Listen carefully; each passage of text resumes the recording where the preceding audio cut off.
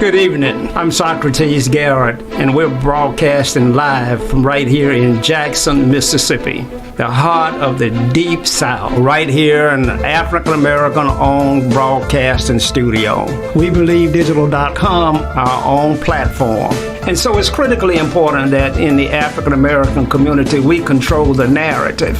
I look forward to receiving opportunities to show and advertise your products for goods and services and to move your brand along in this community. We're broadcasting live on Facebook. On We Believe Digital Podcast, go to Roku and download our app, and We Believe Global, with shows like this to bring articulate, intelligent conversations and dialogue to our platform.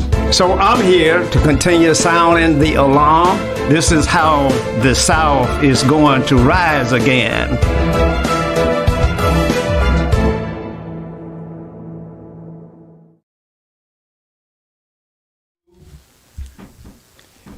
Good evening, and welcome to Socrates Garrett Live. We're broadcasting from our very own studio here in Jackson, Mississippi. You know, in Mississippi, where I like to say the air is just a little bit cleaner and the grass is just a little bit greener. You know, I can go for days without seeing anybody. There are less than 3 million people in Mississippi, and 45% of those are African Americans. So I have a lot of relatives, brothers and sisters and distant cousins that are right here in Mississippi. We make up about 45% of this state. Now, less than 3 million people in the whole state, so when I was in Chicago on last summer, I got nervous because everywhere I turned, I bumped into somebody. It was so many people that I've just stayed nervous all the time. So it was good to get back home in Mississippi. We have beautiful lakes. The soil is fertile. When we look at the Mississippi Delta, there can't be a better crop growing land in the world. Without irrigation, it produces crops year-round. And we have the mighty Mississippi River. We're at the port in Vicksburg.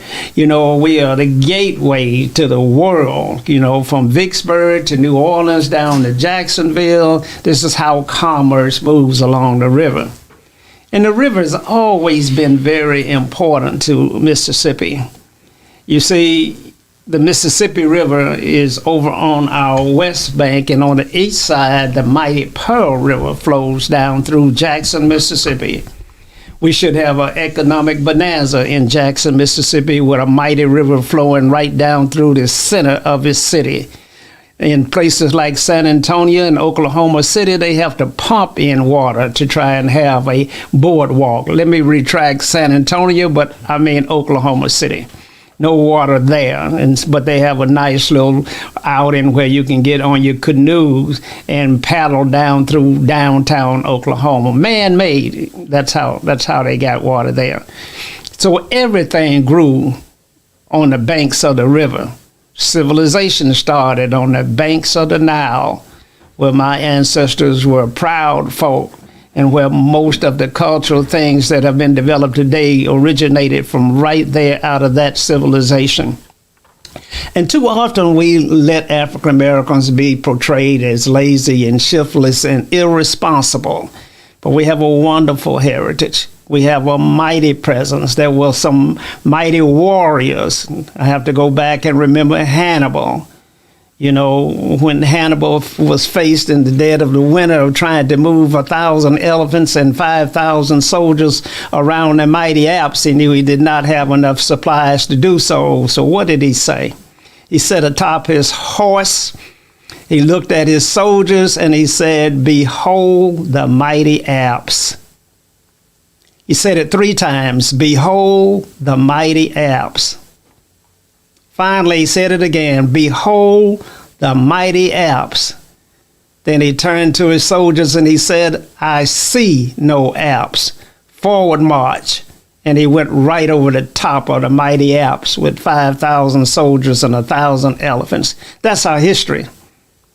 And yet today, we find ourselves in a sober and slumbering position. Well, my co-host has spoken many times about the conditions of African Americans today, and what our future looks like. And if we don't change things, how we are going to be regarded in this world. Dr. Henderson, it's always good having you in the studio. Welcome here today, and I'd like for you to share with our viewers all over the world. You know, we're broadcasting in 139 countries. We're on Facebook, we're on YouTube, we're on Roku TV, and we're on our very own website, WeBelieveDigital.com. So thousands of people are watching us each week when we bring this show. We've been getting great reviews, and most of that I owe to your candid conversation. You don't hold back much, and you're a man of the truth, a man of few words, but most of that's impactful.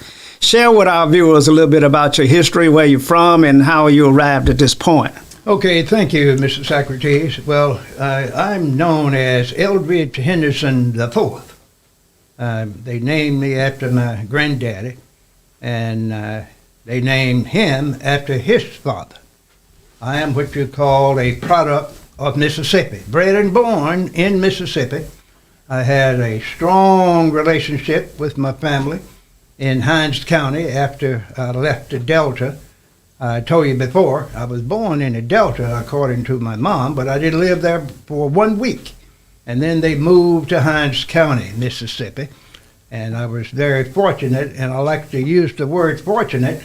I had a free house, I had a guaranteed job, I had guaranteed education up to 8th grade, and I always had a family that was there to tell me to take advantage of those two things. Work hard, son, and learn how to read and write. But you have a good future right here in Mississippi. And I didn't know any better because we were on a plantation. And I did notice, though, we never had an opportunity not to work. Work was there all the time, 7 days a week. Went to school when we didn't work. Some weeks, sir, I would attend school 3 days out of 5. And sometimes when the harvest was great, we would have to leave school at noon to get back home early, to get in the fields and do what we had to do, and walk back home. We didn't ride school buses. We had dirt roads at the time. And I walked home, would go directly through the house, pull off my so-called school clothes, and head out to work. We couldn't listen to the radio. We didn't have a television. Black folks didn't have TVs back at that time. You know, I've been around here a long time. And then we would work until sundown. Now, I was only 5 and 6 and 7 years of age. I'm talking about that period now. We work until sundown, and after you couldn't see anymore, working out in the fields, we then had to go home, get wood and put on the porch, put some in the kitchen in a bucket so Mom could cook what we called supper at the time. And then after a while, after talking a little bit to my mom and dad, not talking but listening to them telling us what we better do if we wanted to be saved, which means you can get a good whipping if you don't do what I tell you. And then we'll get a lesson. We call it getting lesson. We would study a few minutes and learn a little reading, writing, and arithmetic. And I would show it to my dad. He'd look at it, say, "What is this, boy?" I said, "That's arithmetic. That's reading. That's writing." He'd look at it. He'd say, "You got this right, boy?" I said, "Yes, sir." He said, "Good. Go into bed." That's what he would do. Now, that's my education, first through the 8th grade. Well, it served you well, Doctor. I think we call you Dr. Eldridge Henderson today. And I know that you're one of the most sought-after speakers in this entire country. And I think you're having even an event tomorrow at the Education Center. Tell our viewers a little bit about what you got going on. Well, it's actually on Tuesday. Tuesday? Yeah, we just had one this past Saturday. Well, we are offering a business startup and grant/funding workshop. We're going to tell the folks in Mississippi, and especially those in the Metro Jackson area, Mr. Socrates, that if you want to get part of that $600 billion that's available on the local, state, and federal levels and with foundations, we call it grant money, you got to learn how to write a grant proposal because the money is there. They don't ever give it all away because people don't apply for all of it, because there are certain people in the population that don't apply for the grants. They don't apply because they don't know how to put those proposals together. So most of the black people that are involved in grant writing or grant foundation work are usually working for someone else. They are the teachers, the assistant directors, the bus drivers, and counselors. And we believe through PCAP Media that we need to teach our people how to start their own business, write their own grants, and get $200,000 and $300,000 and $400,000 on the first grant and $5 and $6 million thereafter, and provide services in the community for our people to be able to have a better life in Mississippi, in the South, and the nation. Well, Dr. Henderson, that's a wonderful goal, is to have a better quality of life. But I believe we were talking on the radio show on last evening about the disconnect that has occurred in the African American community. Now, you were brought up in a very poor environment that you just explained. Let me just break in. No, it wasn't poor. Okay. It was po, P-O. And we were not poor. We were po. That's worse than being poor. Okay. Man, we were po, boy. Okay. I didn't know it, of course. Okay. We were in bad shape. Okay, but you had a place to live and a job. You had something to eat, and if it didn't rain, you had plenty of work. A lot of work. Right. But you seem to have grown from that and have come to a position in life where you've enjoyed some of the benefits of being an American. I don't think you've achieved full first-class citizenship yet, but you have done better than most. Well, I will agree that with having a little faith, hard work, and encouragement and support, believe it or not, from a lot of people throughout the years, I've been able to do a little better because I always wanted to do a little better. I didn't want to be on that plantation all my life or be a working Uncle Tom for other folks in my adult years. I wanted to have a degree of independence. And I knew that if you don't have several things in life, you're going to have to end up working for other people and be an Uncle Tom. So you have to have some kind of skill, a certification, or some kind of credential that says you can do something and make a decent living. The other thing you had to have, a strong desire not to repeat the past. And the third thing you have to have is to make some money, save some money, and invest some money, and then you will be in a position where you can have some economic independence and you can be a servant to yourself, your family, and your community. And that's why I try to do what I do so I can maintain that life goal. Well, good. Now, I believe that we were talking about the fact that the young generation, the generation after you and I, our children, quite frankly, don't seem to have the same commitment to the struggle that you and I had. And we talked about the fact that most of them were products of integration, and they had the opportunity to go into most of these major schools, and something happened there. You want to share with our viewers what we believe happened? Well, I'm not going to tell you what we believe happened. I'm going to tell you what I know happened. Now, most of the people don't understand that every generation ought to be stronger than the previous one in education and economics. But the black kids or the black children or folks like you and me didn't do as well as we have done on a wholesale basis because they were duped into believing that integration just had to be the pie in the sky. And then they had something called integrating the school system. And that is where we lost our focus as being black people and non-citizens.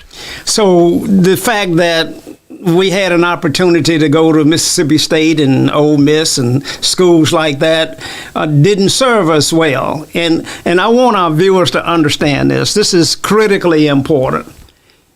You, Dr. Henderson, and I had an opportunity, like most of my generation, to attend HBCUs.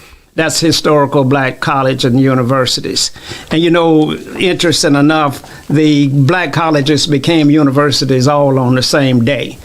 You know, I don't know how they did that. I thought that maybe it depends upon the programs that you offered and how many doctoral programs that you had before you were classified as a university.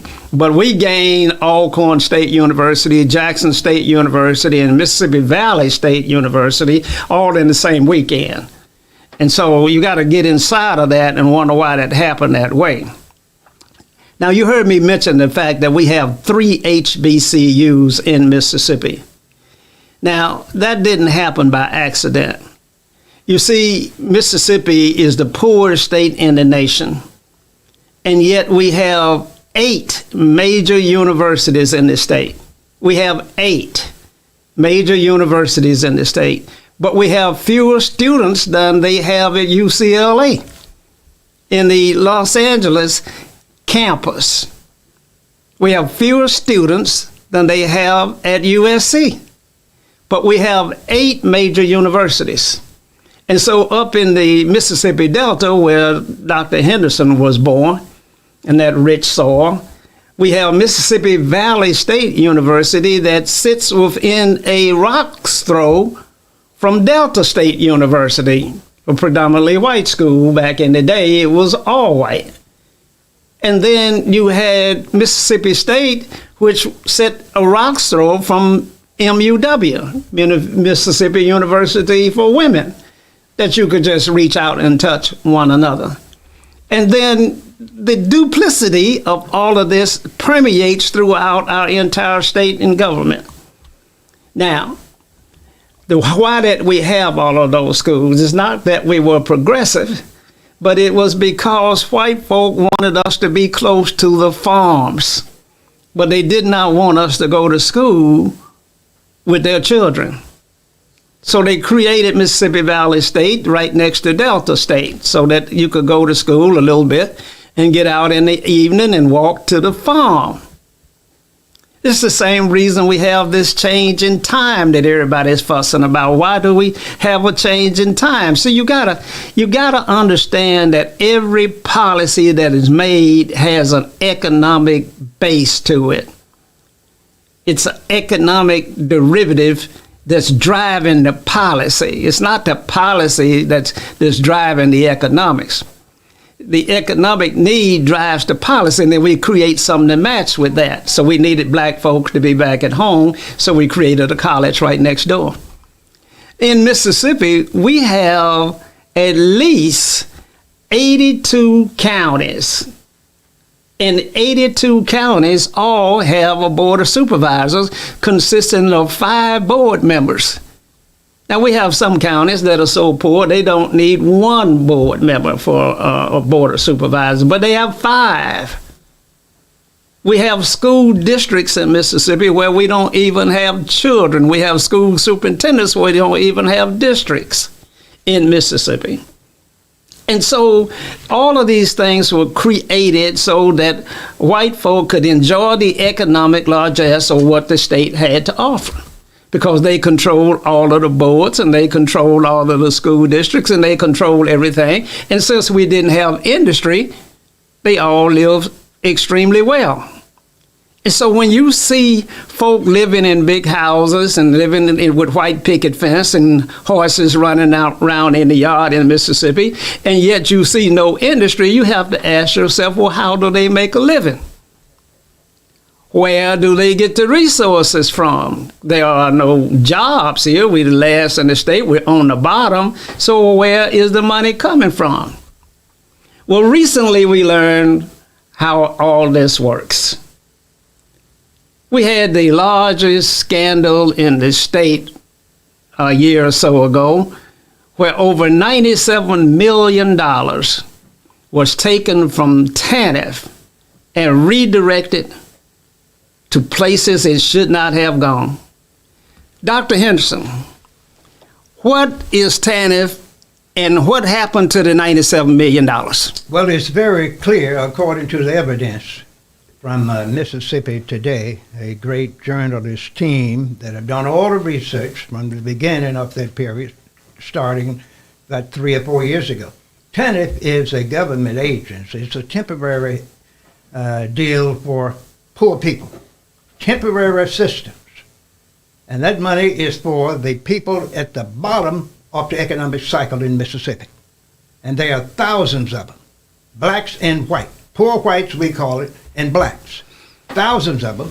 And that money is supposed to help them improve their education, have good nutritional food, and health. And that is not the case in Mississippi. They have decided through many years that this is not going to happen. You're not going to improve the poor white's condition and the poor black's economic condition. You're not going to improve their health, and you're not going to give them an opportunity to get an excellent education. That is for the middle class and the upper class. So they decided to siphon that money off and give it to their friends. And it was just recently exposed. But this is nothing new. I have worked in the system for years, and many years I have found that the state would get millions of dollars from the federal government in the welfare department and other agencies. And ladies and gentlemen, they wouldn't even spend the money. They will let it go back to the federal government because they didn't want to spend it on the goods and services that the poor people need, the poor blacks and the poor whites. They got smart. They had new legislation, a lot of people don't know this, where the state delegation told the federal government, you let us decide how we are going to spend the money because we're going to look out for the interests of Mississippians. And we are not going to have to do a lot of reporting. So they decided to get the money and do exactly what they wanted with it. They didn't have regular audits on the federal level nor the state level. And they were able to get Miss Mary Jane to come in, call the governor, call the director of the state agency that managed the money, and say, I need $3 or $4 million in 10 or 15 different programs to provide services for the poor people in Mississippi. You don't have a paper trail, you don't have a proposal trail, and no audits. And that's happened for years in this state up until recently. And no one been to jail yet. No one. Well, it's very difficult to convict a white person for a white-collar crime in Mississippi. It was back in your day when you were coming along, there was no crime that a white person could commit, especially against you. Not at all. You didn't have to worry about killing black people. You didn't have to worry about raping black people. You didn't have to worry about accusing black people of committing an act, because if you say he did it, you could always find some witnesses that say that he did, even if he was at home or in the hospital with his sick mother and had 10 witnesses there. He would always go to the court system and lose, because during my time, when I was a young man, blacks couldn't serve on the jury. Even if you were able to go to the court system, you had to sit in a corner or upstairs or stand up around the wall when you were in court. That was during my early period. That's during the days when blacks were able to go to white churches, but they had to sit in the balcony, I believe. That's right. And in movie theaters, they had to sit up top, I believe. Exactly right. You know, and so we're talking about some perilous times that we've come through, but we've come through there, and we've gotten to a point after the death of Martin Luther King and Malcolm X and Medgar Evers and Vernon Damer and the beat down of Fannie Lou Hamer. We've gotten to a point where we've put black folks in elected officials, and we seem to be doing worse. Well, that's a fact, because the black people they put in office, and when I say they, I'm talking about two groups. The special interest groups, those people that have the money and influence, and what I call the white elite power structure. They decide who's going to get on the ballots, who, black and white, will be the candidates for most of the positions, especially if money and power are to be considered. When I say money, if you have a ability to spend money as an elected official, now I was told this by one person, that if you can spend $500 without calling your sponsor.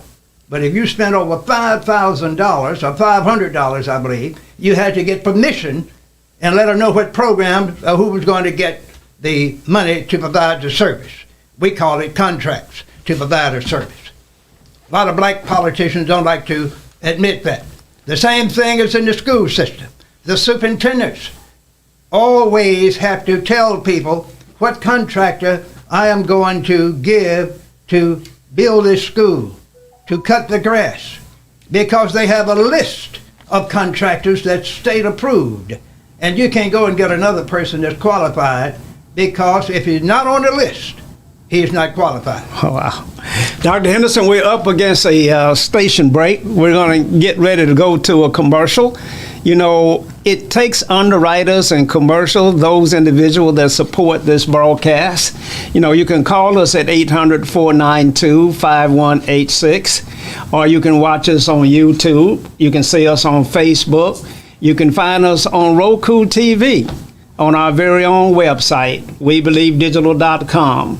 We've been seen in over 139 countries and throughout every state in the United States and across the world. So we appreciate those that advertise their products for goods and service with us. And we're going to break for a commercial, and we'll be right back.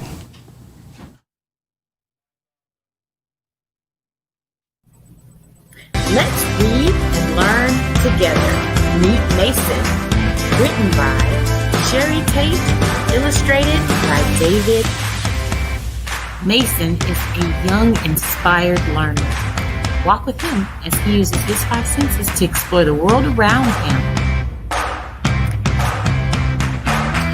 Your young one can learn to identify shapes, numbers, letters, and more with Meet Mason. Available now on Amazon.com. The Mississippi Link is an African-American female-owned newspaper with a trusted voice that is highly respected throughout the city, state, and nation. Our motto, Keepers of the Knowledge for People Who Speak the Truth, since 1993. Link significantly influences the thoughts, attitudes, and buying decisions of its readers. Call us at 601-368-8481 for your advertising needs. If you would like to receive a newspaper in the mail each week, our annual subscription is only $52 per year. That is only $1 per week for you to stay informed regarding many stories that you can only get in the Mississippi Link. Sign up today at themississippilink.com and click on Home Delivery. Are you dreaming of becoming an entrepreneur, but you're not sure where or how to start? At Entrepreneurs Academy 101, our online program will guide you step by step on how to start and grow your own business. We offer courses such as how to write a business plan, how to create a budget, and so much more. Our online training program is designed for you to learn at your own pace, and there's no set order to complete this program. Because our academy is online, you have the choice to learn with a group, with friends, or individually. Upon completion of the entire curriculum, you will receive a certificate of achievement to acknowledge that you have completed the training needed to become a successful entrepreneur. So enroll today to design the life that you love. Contact your entrepreneur coach, Brenda Myers, at 601-672-0695 or visit our website at www.entrepreneursacademy101.com for more information. Welcome back to Socrates Garrett Live. We're broadcasting live right here from Jackson, Mississippi, in the heart of the Deep South. You know, in Jackson, Mississippi, we've been making the headlines here recently, and a lot of negative things have been said about Jackson, Mississippi during our water crisis, our inability to provide drinking water for our citizenry. A lot of ugly things have been said about black leadership. And we've had some serious betrayals in the African-American political communities. We have African-Americans that have not been standing up for the rights of black leadership to retain the ability to govern themselves. You know, the state of Mississippi has a real history of taking over things that are good from African-Americans and leaving us with things that have little value in food deserts. And in the urban ghettos, that we have plenty of those for black folk, but we don't get any of the opportunities. And so recently our Governor Tate Reeves in the state of Mississippi, said that it was a great day not to be in Jackson, Mississippi. Now this is a governor that ran on a platform that he was going to represent all Mississippians. So you can't say that you don't represent and don't want to be in the capital of the great city of Mississippi, just because it's 85% African Americans and black folk want to have the ability to determine their own destiny. And so Mississippi has been getting some very ugly remarks. So ugly until the Congressman Benny Thompson and the Secretary of the EPA, Secretary Reagan, has visited the state of Mississippi, and they have determined that Jackson has been starved of resources by our government, that our Republican-controlled government has denied resources to go to the city of Jackson, even though they were sent from Washington, D.C. for that specific purpose. It was stated by the congressman and the president of the NAACP, Derek Johnson, that out of 25 years of appropriations by the federal government for infrastructure needs into Mississippi, only 3 of those 25 years did Jackson receive any funding from the state government in Mississippi. We recently had an attempt by the state of Mississippi to take over the airport, which is the property and the asset of Jackson. You see, Jackson controls the international airport, even though it does not reside in Hinds County. See, that was fine years ago when it was built, because at that time, no one anticipated that Jackson would be run by black folk one day soon. White folks miscalculated that. And so now they want to take that asset away from the city of Jackson and make it a state agency. The governor said that Jackson would not operate the drinking water plant here in Mississippi for any foreseeable future. No time in the foreseeable future. That meant that he would take over that asset and he would decide who got the contracts and who operated the plant and how the revenue was divided amongst his buddies and his friends. You see, in Jackson, Mississippi, we get less than 10% of contracts for goods and services from a African-American dominated community. By that I mean that the city of Jackson has a African-American mayor. It has 5 out of 7 African-American elected council people. We have 5 black members of the Board of Supervisors. We have 9 black members out of 11 on the Jackson Public School Board. We have all black members on the Airport Authority Board. Over $1 billion flows through this community.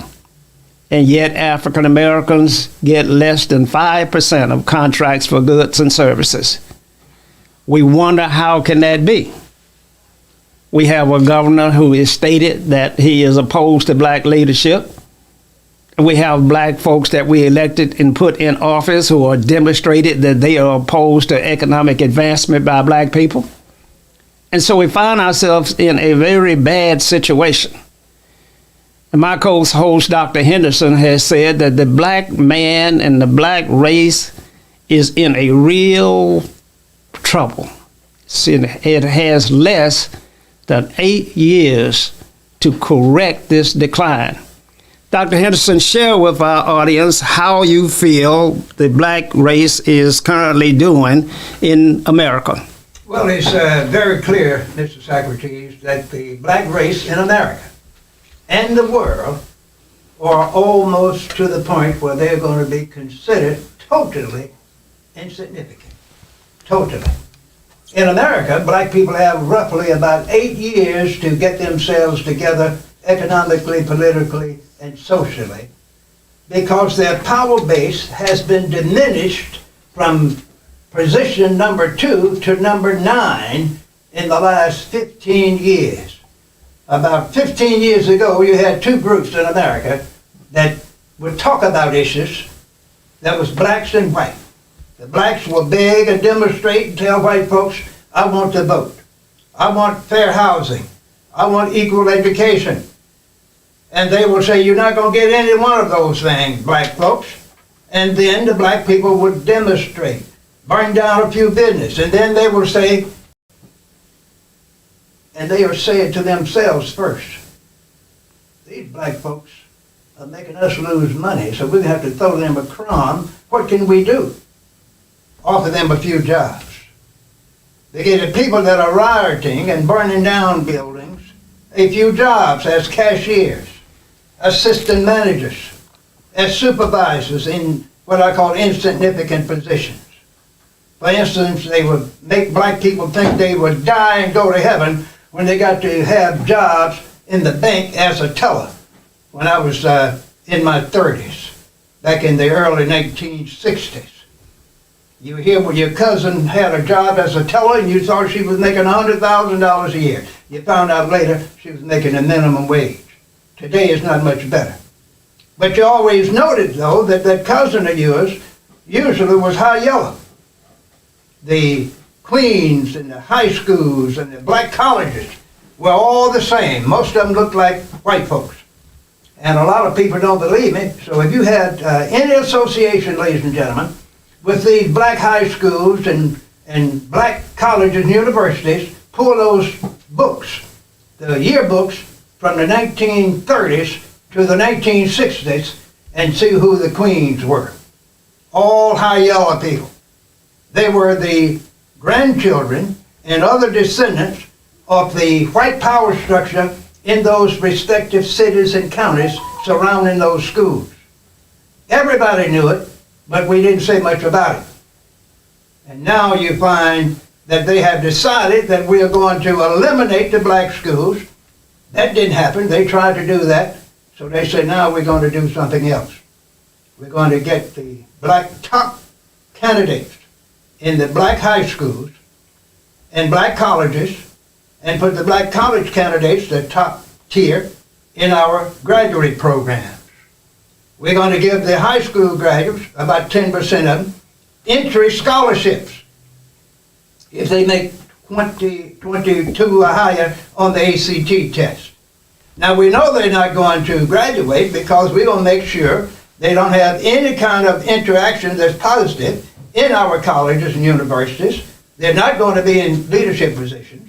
They're not going to join our sororities and fraternities. They're going to have to get a branch of their own and join that. Bring that to our campus. We're not going to let them integrate our team. The only team they can play on here is the football and the basketball team, and if they can run fast, we might let a few of them be on the track team. But if you go to the black college or university, you have a leadership potential. You can go and learn how to start a business. You are an example. But if the black will go to the white university in business administration, he was always discouraged indirectly, ladies and gentlemen, from starting his business. I've been to some of those schools. They said, we're going to have career day. And they'll call their top businesses all over the country to come to your school and offer you a job. Put you in a management trainee program as a black graduate with an A+ average in business administration. Their colleague in the same position, the white one, would start off in management, getting the management salary. And throughout 10 or 15 years, one would be the assistant manager, the other would be assistant to the president of the company or senior vice president. Same age, only difference is color. That's what we have been dealing with in America historically, and some people have a name for that, Mr. Socrates. They call it institutional racism. It's alive and well, Doc. Very strong, very alive. You see it in so many places, and we recently had a young lady that has been an anchor person on our local television station, Barbara Bassett, that said to a black reporter, a person on the TV, that she should get in contact with her black grandmammy if she wanted to get information on how to get something done. And that kind of insensitivity to be able to say something like that on the national news media, and yet there has been no suspension, There has been no discussion about what the punishment ought to be. It is if white folk have the right to say whatever they want about a black person in Mississippi as of today. Well, they know they do. That's the way most of them talk at home. And some people will say, if they hear me say that, boy, you don't know what you're talking about. I hate to admit it, but I have a lot of white relatives. And when I was a boy, we used to visit each other at night.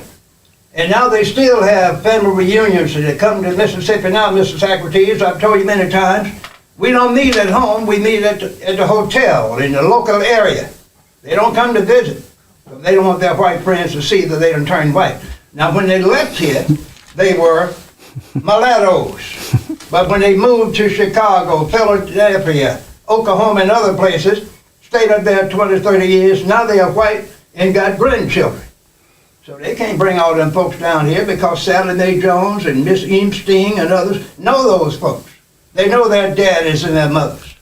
Now that's what we deal with. And I'm bold enough to talk to them and tell them the things that I'm talking about now. And they just laugh and say, you're crazy, but you're exactly right. So you had to visit your white relatives at night? You had to slip in the dark to visit? Yeah, they were very nice. I had one aunt. Oh, she was very nice. We would get invited to come over, and we didn't know it about it. As kids, we would run over there and knock on the front door. She'd holler, who is it? Who is it? We'd say, L, Robert or whatever. Come on round to the back door. We had to leave the front door that's already open and go to the back door. But she was related to you. That's right. Nice woman. We would sit there in the kitchen and eat and talk. But now we couldn't sit in the living room. We'd sit in the kitchen at the kitchen table where the maid would be cooking. Well, why, Doc, since we all interrelated, and especially in Mississippi, you have so many mulattoes. You have so many people that have white lineage. Why is it that we're so hated? Well, it's because you have to hate people you were taught to hate, sir. We are considered insignificant. We are considered, like the American natives, savages. We are ignorant. We are sinful, satanic individuals that don't have no culture, no language, no religion. We are non-entities, therefore we had to be retrained, renewed, and they made a new black person and ruined him psychically and economically. That black man is so confused until he thinks he's still supposed to love his enemies and catch hell on earth and die and go to heaven. But I teach them all the time that you cannot live in hell on earth and die and go to heaven. So you got to decide which one you're going to do. Straighten up and live in heaven by getting the education and training along with credentials, getting some money, save and invest, and get involved, ladies and gentlemen, in civic activity. Dr. Henderson, we're going to have to take a break. We're going to have to understand the seriousness of the things that you're talking about. And we got to put the problems on the table. You know, Mississippi doesn't want to teach history, black history in Mississippi. We don't want that taught in our schools. The governor and the legislature passed a law that it would not be taught in our school system, even though it was not being taught. So we didn't need a law. It was not being taught anyway. Well, I don't blame them. If I was the governor, I wouldn't teach it either.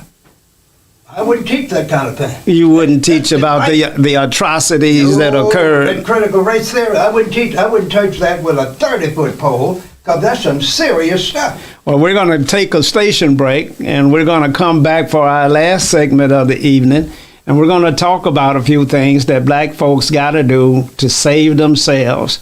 You know, we had 154 murders in Jackson, Mississippi last year. 95% of those were committed by black on blacks. A large percentage of those were committed by African American youth, males that are running out of control. And we're going to have to find out what's causing it. And nobody wants to talk about what's really going on in the African American community. And these children soldiers, these child soldiers are out here and they are completely out of control. And they've learned very well about how to hate and they've learned how to commit crimes, and they have no passion. They have no compassion. I see young boys 9, 10, 11 years old walking the streets of Jackson with Uzis and AK-47s and their pants below their knees, and they're not afraid of living, and they're not afraid of dying.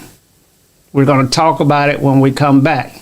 You can call us at 800-492-5186. You can watch us on YouTube TV, on Facebook, on Roku TV, or our very own website, WeBelieveDigital.com.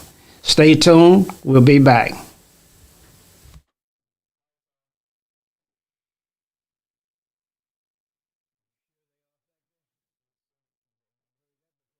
Socrates Garrett ENT.com is a diversified firm specializing in recycled aggregates and crushed concrete. Socrates Garrett ENT.com's recycled materials provide the construction industry with significant economic and environmental benefits by recycling clean concrete rubble into M.grade rock materials. Recycled aggregates and crushed concrete can be applied to driveways, road construction, bank protection, parking lots, general bulk fills, and more. By using Socrates Garrett ENT.com's crushed concrete products, anyone from homeowners to general contractors can help reduce landfilled concrete waste, conserve natural resources, and gain significant economic savings on materials and disposal costs. For more information, please call 601-896-0084 or visit us online at SocratesGarrettENT.com.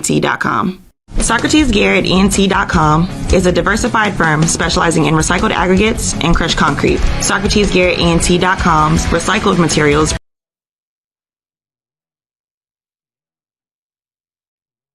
the construction industry with significant economic and environmental benefits by recycling clean concrete rubble into M.grade rock materials. Recycled aggregates and crushed concrete can be applied to driveways, road construction, bank protection, parking lots, general bulk fills, and more. For more information, please call 601-896-0084 or visit us online at SocratesGarrettENT.com.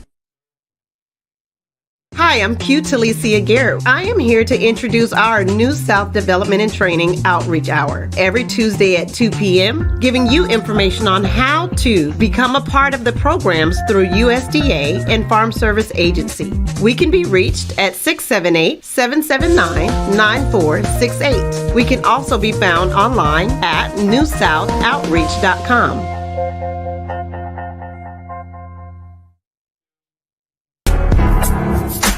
Welcome back. We're watching Socrates Garrett Live, broadcasting from Jackson, Mississippi, in the heart of the deep, deep South, down in Mississippi, where most African Americans are from. You go to Chicago, you find all of your relatives there, Detroit, all of your relatives there, Flint, all of your relatives there. We all came out of Mississippi. You know, during the Great Migration, during the Industrial Revolution, blacks left Mississippi at alarming rates. You know, at one time, there were more African Americans in Mississippi than there were Europeans. And my guest, Dr. Henderson, has said to me that blacks could have ended slavery in 60 days had they wanted to. Had they really, really wanted to, they could have ended slavery in 60 days. It was more of us than it was of the oppressor. And yet we did not end slavery in 60 days, and we haven't ended it in 400 years. And so we got to ask ourselves, what's wrong with black folk? Why is it that we are just always taking the blunt trauma from what goes on in this country, and we never say a word? We never speak up. We never rise up. And when someone does attempt to say something or do something, he has more black adversaries than he does from the oppressor. It would be absolutely amazing for you to listen to some of the talk shows that we have here going on in Mississippi, where black folk are calling in saying they didn't see anything wrong with a white television anchor calling a young girl, telling a young girl to get in touch with a black grandmammy. Black folk are defending that. And so I don't know exactly how we're supposed to get out of this situation that we're in. Dr. Henderson. We've been in this situation a long time, but doesn't seem like much has changed. Very little has changed. Matter of fact, the economic, political, and racial and religious situation has gotten worse for black people in America. Now, I just want to tell you something. We were doing some research the other day about this situation, and we found a book by an economist named Andrew Hatcher.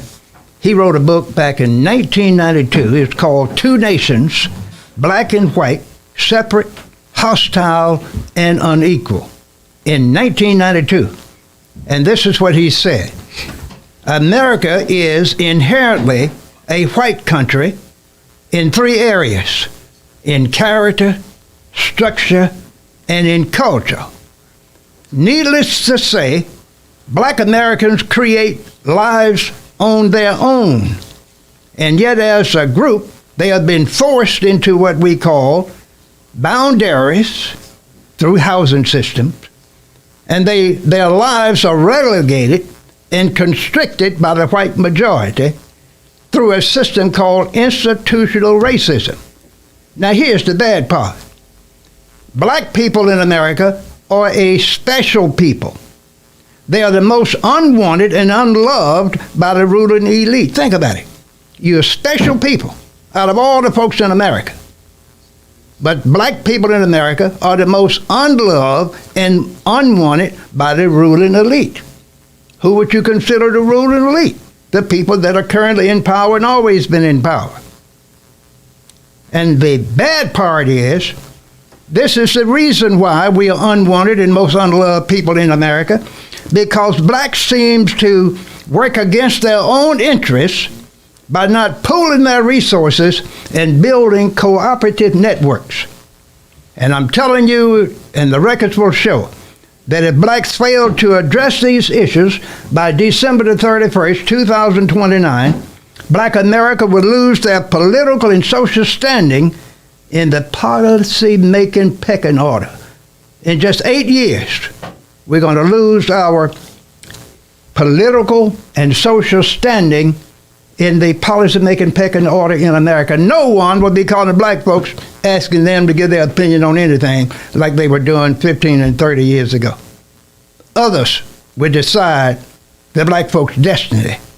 And if they don't start pooling their resources and forming cooperative networks on the local level where they are with their own leaders, the situation will be so bad, even prayer won't help black folks by the end of this century. Well, Doc, we've come through so much. And so I got to believe that we're going to find a way to turn it around. I got to believe that there is going to be a dynamic leader that is able to get black folk to come together, that somebody will show up as someone has always showed up in the past, that will be able to say to black people that you got to work together, that you got to form these coalitions, that you got to support each other economically, that you got to make certain that black folks are getting the largest amount of the contracts for goods and services of the entities that you control. That you gotta say that black folk are gonna build their own churches. That we're gonna have our own schools, our own private schools, where we can change the curriculum when we see fit and make certain that black folks are being taught the kinds of things that's necessary. Now people, African American children coming out of college today cannot start their own business. They may have a degree in chemistry, but they've never thought about the fact that they could create a hair shampoo like Johnson did back in the day and make lots of money and hire lots of people and grow the economics in the black community. There's got to be someone that's going to come along and say, well, our dollars got to turn over in our own community more than one time. Well, that is going to happen. It's going to happen. Even though I'm telling you we're doomed by the end of this decade, December the 31st, 2029. Now, gradually, on the local level, people are going to start doing that. They're going to start pooling their resources. They're going to start building networks, but it's going to be on the local level, and they are going to start to train their own leaders. but it's going to have to be in the churches. And I guarantee you, they are gradually doing this now. It's not visible too much, but it is happening. I know of some cases like this in Hinds County. So it's happening gradually in other parts of the world, I better say America. But in the next 5 years, you're going to hear about this more, and it's going to be gradually moving up through the regional and the state levels, and you're going to find blacks waking up. And they're going to say, we're going to stop being predominantly Democrats. We're going to be independents. We're going to be libertarians. We're going to vote for our interests. We're going to vote for the candidate that's going to give us what we want in these 3 areas. And so what do you do then? And we need to plan for it as we gradually move in that direction. That's right. Then we'll have to deal with the situation that they had to deal with at the Black Wall Street. Because whites don't want to see you do what you're talking about. And if you begin to pool your resources and begin to create your own banks, do you know that Monday morning when black preachers take all of that money to white banks, that if they would stop doing that and invest in a black bank inside of our community with the understanding that they're going to make these loans, and we're going to understand that we're going to have a high failure rate because of the startups and the economic conditions in our community, but that's why we're putting the money there.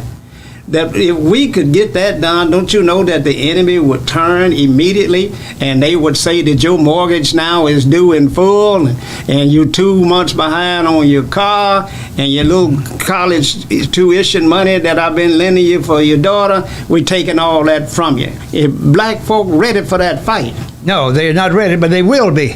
Now, I can remember during the 1960s, they were burning down black churches anywhere in the South they wanted to. Coming into your neighborhood, putting crosses down, burning your house down, killing your kids, throwing them in the river, and all kind of things. But there were several communities, several in Mississippi and Louisiana, where the Black League would tell the white sheriff, I'm going to tell you right now, we're not going to have any more churches burned in our community. No more white people going to come through our neighborhoods and shoot them up and burn them down. And I want you to tell the people that, because if you do, we're going to defend ourselves, and there are going to be a lot of dead white and black people in this community. This got to stop. And it stopped. So if you learn the biblical principle, which I'm going to paraphrase and put it into effect, you will find that there's something that says, if you want to have peace in your life, in your family, and in your community, you do unto others as they do unto. Period. I didn't say unto you. I'm talking about collectively. You can go to the people that's causing destruction and say, I want liberty, I want justice, I want peace and harmony, I want fair banking policies in my community. And if you don't give me money that I'm qualified for in the bank to build a house, to start a business, I'm going to get my money out of your bank and create my own bank and fund my people. The next day, they will have television, radio, newspaper, social media commercials telling everybody that's qualified, come on down, we have a special program for you.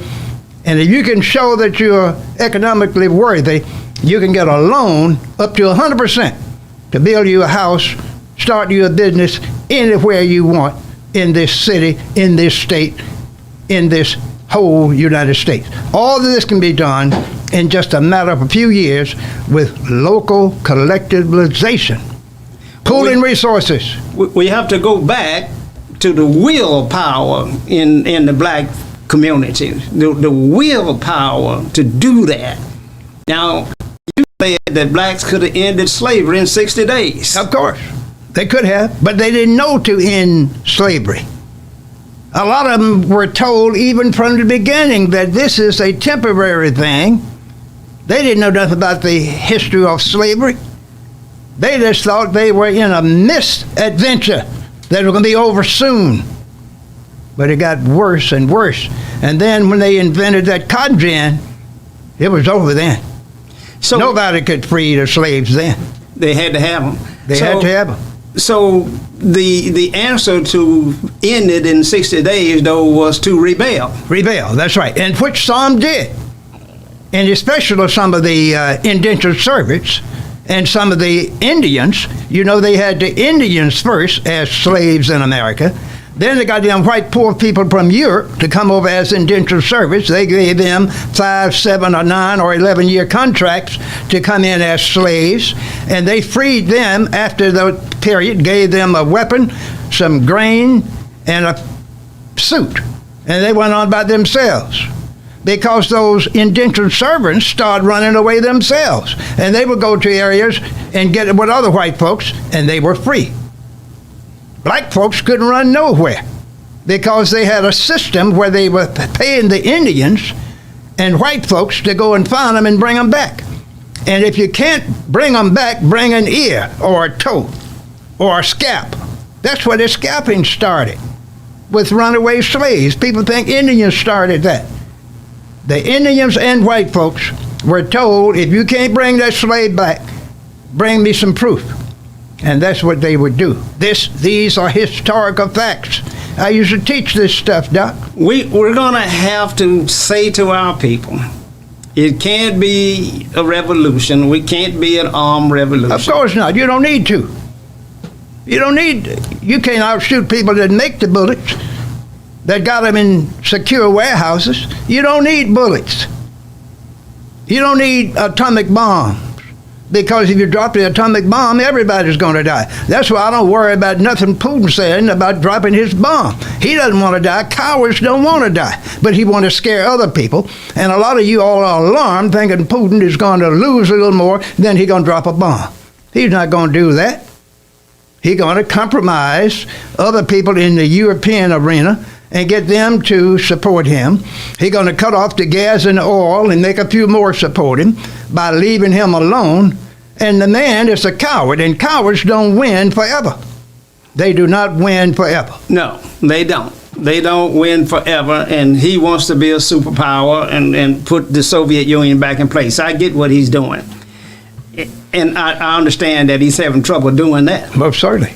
But in the black community, we're not making any gains. Not right now. No. See, we have not been whipped enough. When you whip a person bad enough and you don't kill it, and he is recovering, he's going to start thinking. And he knows if I get whipped one more time, I'm going to be dead. And this is not going to happen. Ladies and gentlemen, we're broadcasting live from right here in Jackson, Mississippi. This is Socrates Garrett Live. We're being seen on YouTube, on Facebook, on Roku TV, and our very own website, WeBelieveDigital.com, where shows like this are being archived for eternity, where your children, your grandchildren, and your great-grandchildren will have an opportunity to come and visit these sites and learn a little bit about what was going on in Mississippi. My co-host, Dr. Eldridge Henderson, was born on a plantation in Mississippi. Born on a plantation in Mississippi, and he's still carrying this fight today, carrying on this struggle, trying to teach our people that the time is now that we must come together, that we must pool our resources, that we must support one another, that we must turn against the people that separate us, that we got to speak out when someone says something negative on national media about us. You cannot tell us to go see my grandmammy. You can't do that anymore. That time's out for that. That we got to build a defense, that we know as we make strong gains and even small gains, that the opposition will come upon us fiercely, that they will again want to burn down the churches and bomb our schools. And all of this radical behavior that you see all across this country, throughout America, is a sign of the continuing change, and the underbelly of this country is turning over. We saw it in the January 6th committee, and we saw it under President Trump, where Proud Boys said they wanted to take their country back. Take it back from where? Take it back from whom? Black folk, we got to understand that We can't allow Asians and Indians, I'm talking about the ones with the dot, not the one with the feather, to come in our communities and build all of the economic base there, and we own nothing. We don't own the convenience stores. We don't own the dry cleaners. We have no African-American owned major car dealerships in Mississippi, and we're 40% of the populations of this state. But you think Ford and Chrysler and Chevrolet would say that we need an African-American owned dealership in Mississippi? No, because they know that white folk don't want us to have one. You got to stop letting white folks speak ill against other black people in your community. Those black contractors out there that are trying to work. You cannot, as an elected official, allow other white folk and other black folk to talk bad about black contractors. It's designed to keep all of the economic opportunity and largesse on their side of the board, where they enjoy a great quality of life, where we live in food deserts and we live in fenced-in areas called the urban ghetto. They build these highways around our cities, and black folks are housed inside of them. You can't get a decent meal after 8 o'clock in South Jackson right now. A population of over 150,000 citizens, the largest city in the state of Mississippi, and there's not one black-owned restaurant that is a major restaurant. We have some traditional restaurants, like Bully's Fine Food, and I get that. But we don't have a black restaurant in Jackson, Mississippi, where you can go and sit down and enjoy a good meal. We appreciate the effort that S4'E Pie out of St. Louis is making, trying to move into Mississippi. And Lord, did she have trouble? Did she have trouble with her permits? Did she have trouble with black elected officials trying to help them open their business? We get fought on every turn. There's no help out here for the black person that's trying to do something, trying to improve the quality of life for himself, his family, and his community. So we have to come together. And it's nothing new, as Dr. Henderson said. I go back to Marcus Garvey, and Dr. Henderson says it differently, but Marcus Garvey said it this way. He said, first be true to your God, whomever that may be. Then be true to your family. Then be true to your race. And finally, be true to your country. Dr. Henderson, I believe you say it a little bit differently, and how would you say it? Well, I make it a little more simple. You have to be true to yourself, your family, and then your country. If you don't look at yourself, Mr. Socrates, and find out your faults and correct them, your family is going to be contaminated, so you have to improve their situation economically and politically. And then both of you will be in a position where you can serve, because you have the education and training and the economic power to be able to do some service work. That's when you can organize and get yourself hooked up on the various agencies and commissions that these politicians have, and then you can start training your people to run for those positions, and all this can be done in 5 to 7, 8 years. You heard it here on Socrates Garrett Live with Dr. Eldridge Henderson. He and I are going to stay on the battlefield until good Lord calls us home. But the reason he hadn't called us home is because we got some serious work to do. You see, in a void of leadership is an opportunity for folk to stand up. But if you young folk don't stand up, then we'll have to stand up again for you. We've done this once before, and in many ways we fail you. We fail you because we should have ended racism the day in the murder of Emmett Till. We should have ended it right then, but we didn't. They brought in affirmative action and gave a few of us jobs, and we moved into these corporations, and they integrated these schools, and we got compromised as leaders, and we allowed the white man to regroup and rebuild and reclaim his position of having everything for himself, none for the black man, especially not in Mississippi. We're a poor state, the poorest in the nation. We don't accept Medicaid in Mississippi. We're the most obese state in the nation. We're unhealthiest state in the nation, but we turned down Medicare. We turned down Medicare because it was called Obamacare. White folk in Mississippi don't want to be associated with anything that a black man brings to the table. If a black man, if we declare that Jesus was black in Mississippi, white folk would no longer be Christians. They would give up Christianity in a heartbeat, because there's nothing worse in the minds of poor whites and racists than to be associated with black folk. And so we got a real fight down here in Mississippi. So what's the solution? The solution is for all of you African Americans, all you Negroes that left here during the Industrial Revolution, come home. You're not doing as well in Chicago. Dr. Henderson has said that when he visited you in Chicago, you were living worse than you were before you left here. So it's time to come home. It's time to bring our children back. We sent a salute out to Deion Sanders for bringing black athletes back to the HBCU, doing a marvelous job, and the world is watching. But you saw Lou Saban at Alabama, and all of these coaches in the SEC said they got to stop that movement right now. We don't want Negroes to have a powerhouse. We don't want them to have the kinds of opportunities that we have. I'm going to close with this, but I want to just let you know how serious this game is out here that's being played against black people. I watched the World Series. There was not one African-American born baseball player on either team. Let me say that again. There was not one African-American born person on either team. How can that happen in America? When Jackie Robinson and Willie Mays, and we were the shining stars, Roberto Clemente. How can it be today in 2022 that there's no Negro on either one of those teams?